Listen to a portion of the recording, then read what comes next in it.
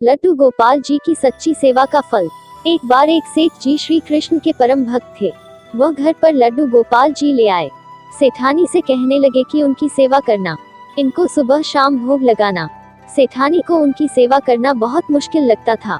उसका मानना था कि मुझे बच्चों की देखभाल से समय नहीं मिलता, मैं ठाकुर जी की सेवा कैसे करूं।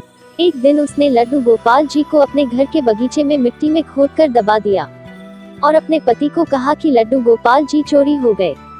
सेठ जी को बहुत दुख हुआ, लेकिन ठाकुर जी की इच्छा मानकर मन मार कर रह गए। उनके घर में एक माली बगीचे की देखभाल के लिए अक्सर आता था। उसे बगीचे का वह भाग बहुत आकर्षित करता था जहां सेठानी ने लड्डू गोपाल जी को दबाया था। एक दिन उसने उस भाग को खोदा तो उसे लड्डू गोपाल जी मिल गए।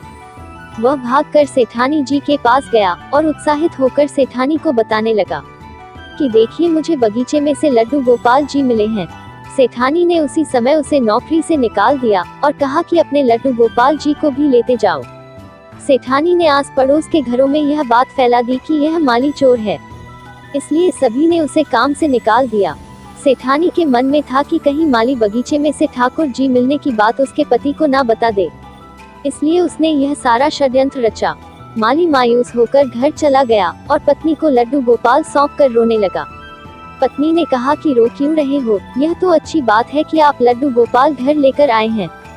माली ने सारी बात अपनी पत्नी को बताई कि कैसे उसे लड्डू गोपाल मिलते हैं और उसकी नौकरी चली जाती है।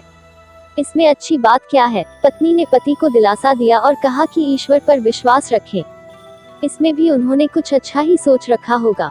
माली ने लड्डू गोपाल जी को साफ कर स्नान कराया और उन्हें घर के मंदिर में स्थापित कर भोग लगाया। जो मिट्टी ठाकुर जी को साफ करने के बाद मिली थी, तो पत्नी ने पूछा कि इस मिट्टी का क्या करूं। माली ने कहा कि बाहर आंगन में इतनी सारी मिट्टी पड़ी है, उसी में फेंक दो। पत्नी ने मिट्टी बाहर पड़े ढेर पर फेंक दी। अब माली का 2 वक्त का गुजारा भी बहुत मुश्किल से हो रहा था, क्योंकि उसके चोर होने की झूठी खबर के कारण उसे सभी ने नौकरी से निकाल दिया था। एक दिन एक व्यक्ति उसके घर के पास से गुजर रहा था। उसके घर के बाहर पड़ी मिट्टी में बहुत सुंदर फूल खिले देखे तो उसने माली को बाहर बुलाया। उसने पूछा कि क्या तुम इन फूलों के बारे में जानते हो। माली ने कहा, मैंने यहाँ यह फूल उगने से पहले कभी नहीं देखे थे, मुझे इन फूलों के बारे में कोई जानकारी नहीं है।